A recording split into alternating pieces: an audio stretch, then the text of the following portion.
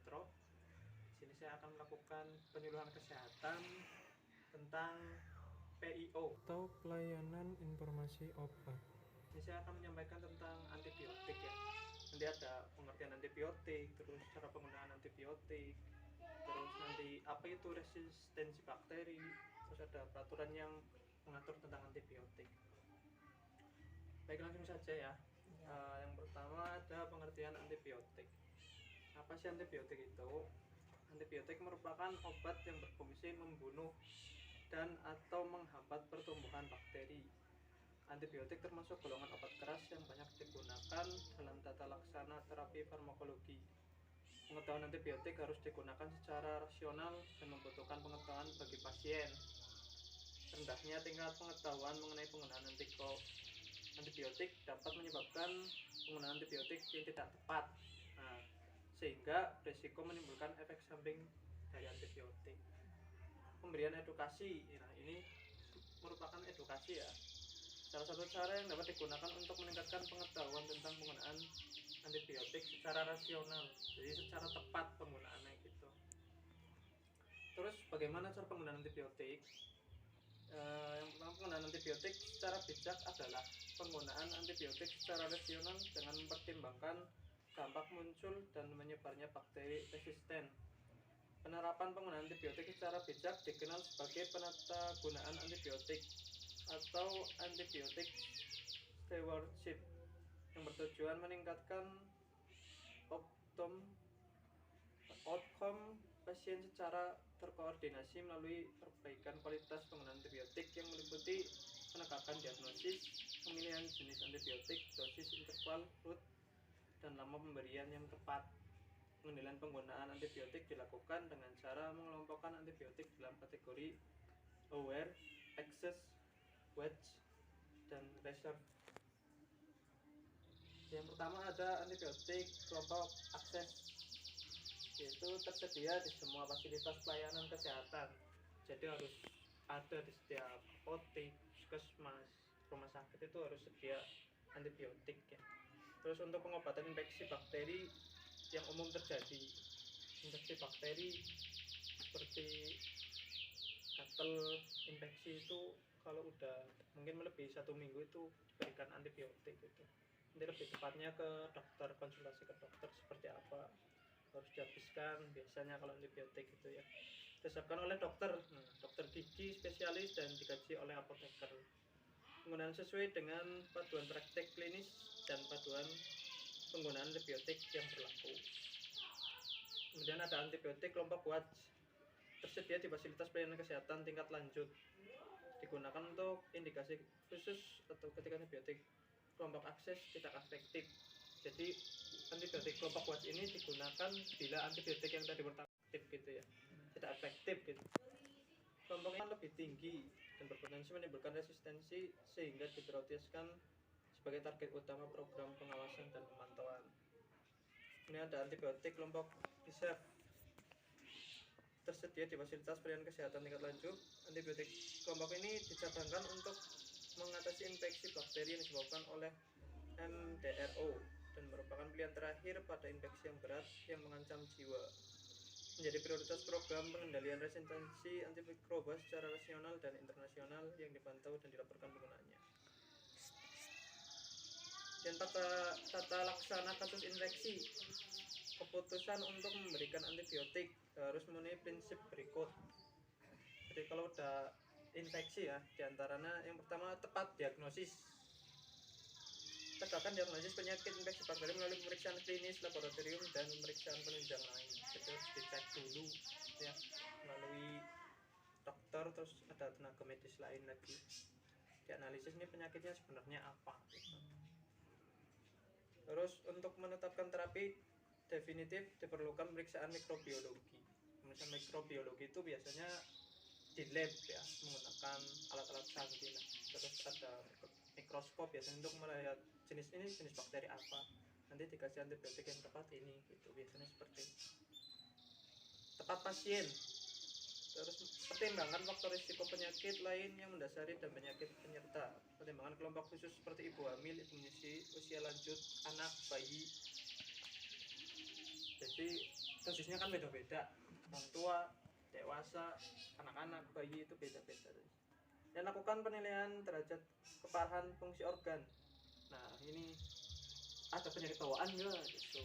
Nanti biasanya kan ada beberapa antibiotik yang nggak boleh kalau punya penyakit bawaan. Ini cuma penyakit bawaan ginjal, jantung, itu nggak boleh sembarangan gitu intinya. Dan telusuri riwayat alergi terutama antibiotik. Nah ini juga kayak misalnya ada yang memakai amoxicillin terus malah jadi gatal-gatal, itu kan bisa, itu alergi berarti. Kemudian yang ketiga ada tepat jenis antibiotik. Nah ini juga harus tepat ya pemberian antibiotiknya, nggak boleh sembarangan. Pertimbangan untuk memilih jenis antibiotik berdasarkan kemampuan antibiotik mencapai tempat infeksi, keamanan antibiotik, dampak risiko resistensi, hasil pemeriksaan mikrobiologi, panduan penggunaan antibiotik tercantum dalam formularium, kemudian kajian cost efektif. Yang keempat ada tepat regimen dosis. Regimen dosis meliputi dosis, rute pemberian interval, dan nama pemberian tepat. Dosis merupakan parameter yang selalu mendapat perhatian dalam terapi antibiotik karena efektivitas antimikroba bergantung pada pola kepekaan patogen, minimal inhibitor conjugation atau MIC, dan farmakokinetik maupun farmakodinamik. Dan ada dosis.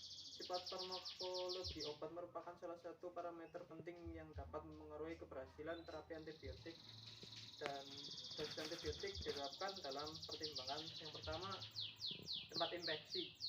Jadi kayak misal infeksinya di mana, gatalnya di mana gitu.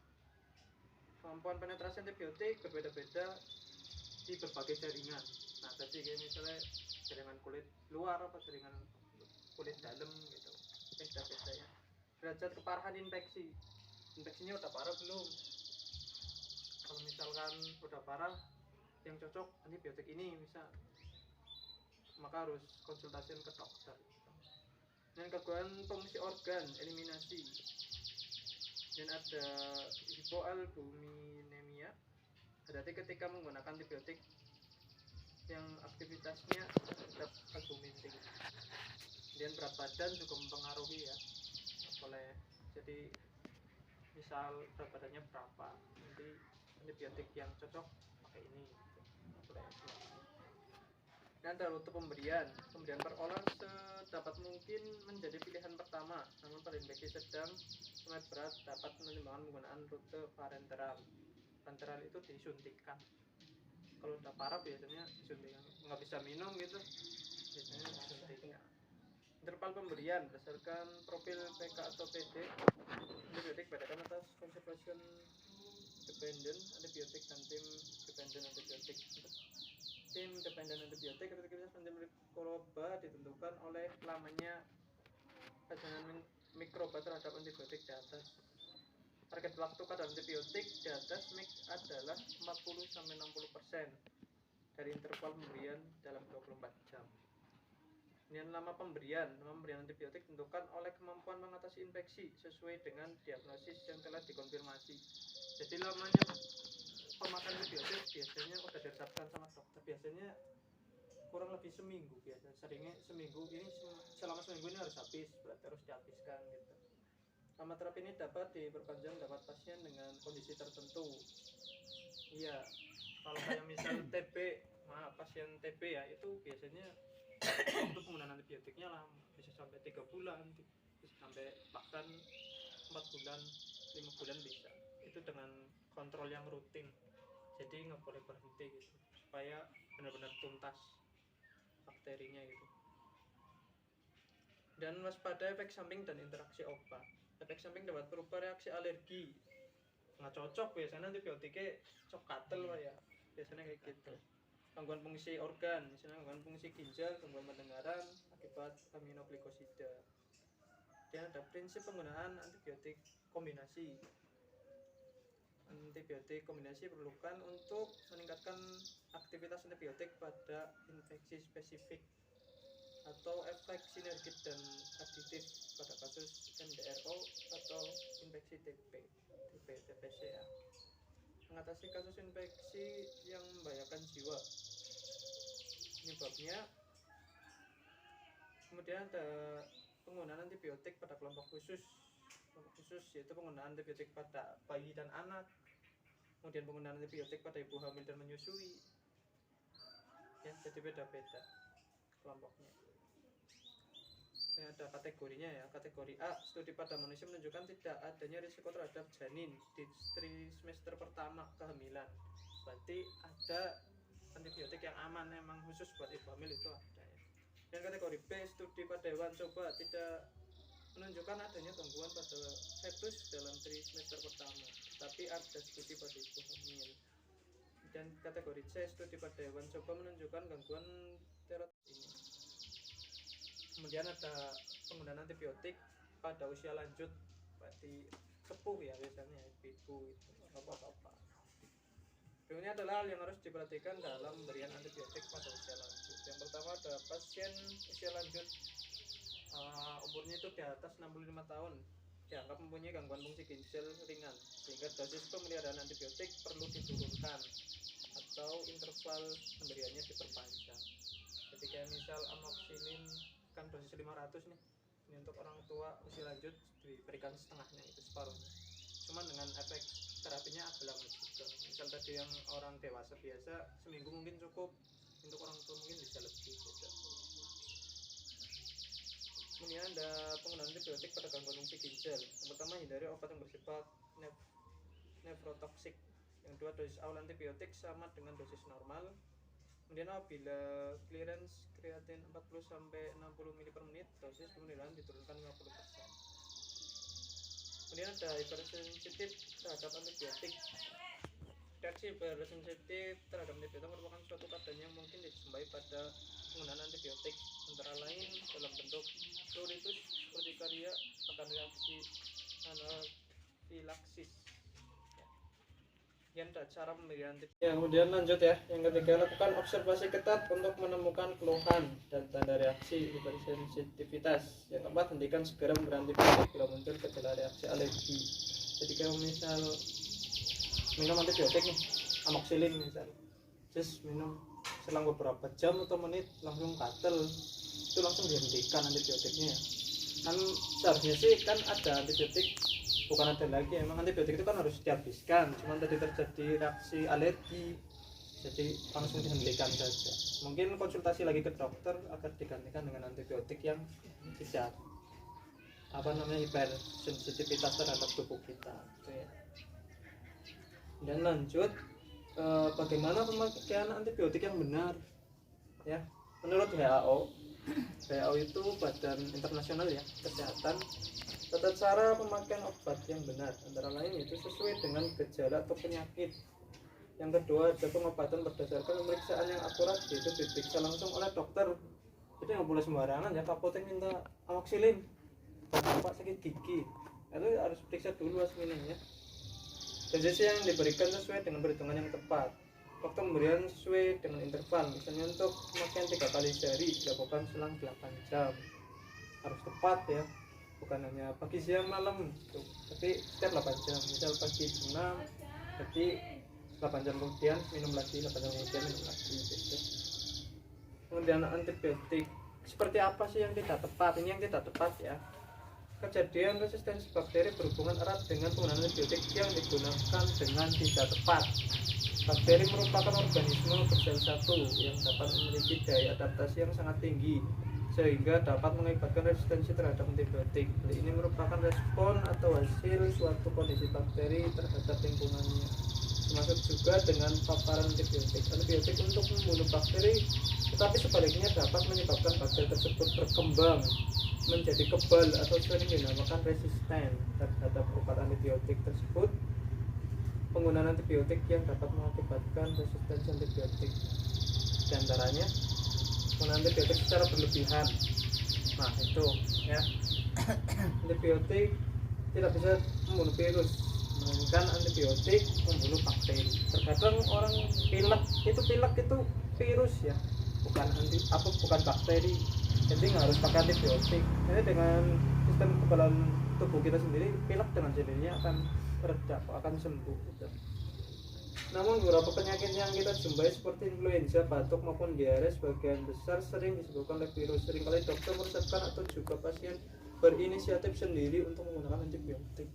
Padahal nggak perlu ya, nggak perlu. Kalau pilek, sekedar pilek itu nggak perlu antibiotik. Seharusnya antibiotik bisa diperlukan bila influenza dan pilek telah ditumpangi infeksi sekunder dari bakteri. Nah, kalau dari dokter vonisnya, oh ini pileknya ada bakterinya juga nih, itu baru boleh makan antibiotik. Itu pun dapat terlihat dari adanya tanda-tanda terjadi infeksi. Penggunaan antibiotik yang kurang tepat seperti ini dapat menyebabkan bakteri yang tadinya lemah dan berevolusi menjadi bakteri yang kuat dan menjadi resisten. Nah, jadi apa namanya ya? Resisten apa sih resisten gitu? Ini di sini saya jelaskan ya. Apa itu resistensi ya? Resistensi adalah keadaan di mana bakteri kebal atau tidak terhambat pertumbuhannya melalui pemberian antibiotik dengan kadar dosis normal atau dosis yang seharusnya diberikan agar dapat menghambat pertumbuhan bakteri tersebut. Jadi resistensi itu minum obat ini itu udah mempan gitu, udah kebal bakterinya karena tadi penggunaan antibiotik yang salah tadi itu, makanya jadi biasa minum obat ini sembuh kok ini enggak gitu. Karena tadi udah kebal, jadi dosisnya harus ditambahkan lagi, harus periksa lagi ke dokter supaya digantikan antibiotik yang dapat namanya apa ya, efek gitu, berefek pada penyakitnya gitu. Bagaimana seharusnya menggunakan antibiotik yang baik? Ini yang pertama, ada kejadian resistensi dikarenakan oleh pemakaian antibiotik yang kurang tepat dan ditekankan dengan melakukan hal sebagai berikut. Dokter lebih berhati-hati dalam meresepkan obat antibiotik. Kemudian ada tenaga kesehatan selain dokter seperti apoteker, bidan dan perawat menteri juga tidak mudah memberikan obat antibiotik kepada pasien ya. Jadi juga dari tenaga kesehatannya juga nggak boleh sembarangan sebenarnya gitu. Makanya kalau ada pasien yang minta ke apotek, kata Mas beli antibiotik ini, biasanya saya sarankan harus dengan resep dokter. Emang penggunanya harus seperti itu, harus dengan resep dokter. Apoteker harus lebih berhati-hati dalam memberikan atau menjual resep antibiotik. Jangan memberikan atau menjual obat antibiotik sembarangan tanpa adanya resep dokter. Itu tadi ya, seperti yang saya bilang. Kemudian masyarakat, berarti kita semua ya, ibu-ibu, bapak-bapak, sebaiknya tidak mudah mengobati diri sendiri dengan obat antibiotik. Nah, apa-apa antibiotik, obat yang nggak perlu gitu juga ya. Kayak masalah panas sedikit nih, antibiotik biar cepat sembuh. Terus tinggal cukup paracetamol aja gitu, nggak apa-apa. Dan dokter serta apoteker berperan sebagai tenaga kesehatan dapat bekerja berkesinambungan dan lebih meningkatkan komunikasi yang efektif serta lebih intens terkait dengan pemakaian dan penggunaan obat antibiotika ya. Nah di sini jelas ya, pasti kenapa sih penggunaan antibiotik itu dilarang ya. Jadi ada peraturannya juga ya. Jadi saya akan membacakannya, yaitu Peraturan Menteri Kesehatan Republik Indonesia Nomor 28 Tahun 2021 tentang pedoman penggunaan antibiotik ya. Jadi ada peraturannya ya. Yang pertama itu menimbang bahwa untuk mewujudkan pengendalian resistensi antimikroba, penggunaan antibiotik yang tepat, efektif, efisien dan aman dalam pelayanan kesehatan bagi masyarakat dan penggunaan obat secara rasional di Indonesia diperlukan pedoman penggunaan antibiotik.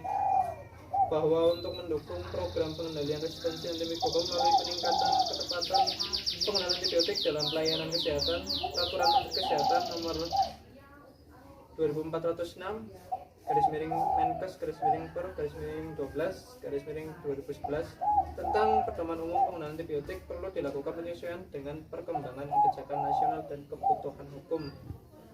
Dengan C, bahwa berdasarkan pertimbangan sebagaimana dimaksud dalam huruf A dan huruf B perlu menetapkan peraturan Menteri Kesehatan tentang pedoman penggunaan antibiotik. Jadi ada aturannya, ada peraturannya. Iya, nggak boleh sembarangan. Kemudian memutuskan menetapkan peraturan Menteri Kesehatan tentang pedoman penggunaan antibiotik pasal 1 ya, pasal-pasalnya ya.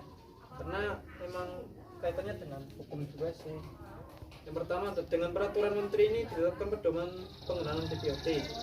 Pedoman penggunaan antibiotik sebagaimana dimaksud pada ayat 1 merupakan salah satu acuan penyusun tata laksana penyakit yang menggunakan antibiotik dan pedoman nasional pelayanan kedokteran. Pasal 2, pengaturan pedoman penggunaan antibiotik digunakan sebagai A. Pedoman penggunaan antibiotik bagi praktik sendiri atau mandiri dokter atau dokter gigi pusat kesehatan masyarakat klinik dan rumah sakit. B. Pedoman bagi apoteker dalam memberikan pelayanan kefarmasian berdasarkan resep dokter atau dokter gigi. Jadi memang di sini juga diterangkan harus pakai resep ya. Penggunaan antibiotik harus pakai resep. Pasal 3. Penggunaan antibiotik harus berdasarkan resep dokter atau dokter gigi sesuai dengan ketentuan peraturan perundang-undangan. Dan pasal 4. Pengaturan pedoman penggunaan antibiotik sebagaimana dimaksud dalam pasal 2 meliputi penyakit infeksi, penggunaan antibiotik secara bijak dan penggunaan antibiotik profilaks dan terapeutik. Pasal 5. Pedoman penggunaan antibiotik sebagaimana dimaksud dalam pasal 4 tercantum dalam lampiran yang merupakan bagian tidak berkesatan dari peraturan menteri. Dan pasal 6. Pada saat peraturan menteri ini mulai berlaku, peraturan menteri kesehatan nomor 2406 garis miring Menkes garis miring per garis miring 12 garis miring 2011 tentang pedoman umum penggunaan antibiotik atau Berita Negara Republik Indonesia tahun 2011 nomor 1655 dicabut dan dinyatakan tidak berlaku lagi. Yang tahun 2011 ya tidak berlaku. Dan pasal 7 peraturan menteri ini mulai berlaku pada tanggal diundangkan agar setiap orang mengetahui memerintahkan pengundangan peraturan menteri ini dengan penempatannya dalam Berita Negara Republik Indonesia.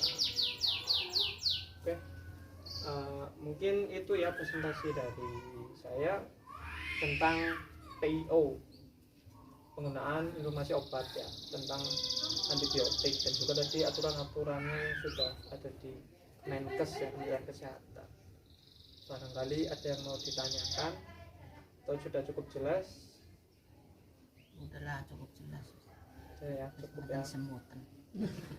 Sudah, kalau begitu saya cukupkan ya Ibu, Bapak. Terima kasih. Wassalamualaikum warahmatullahi wabarakatuh. Waalaikumsalam warahmatullahi wabarakatuh.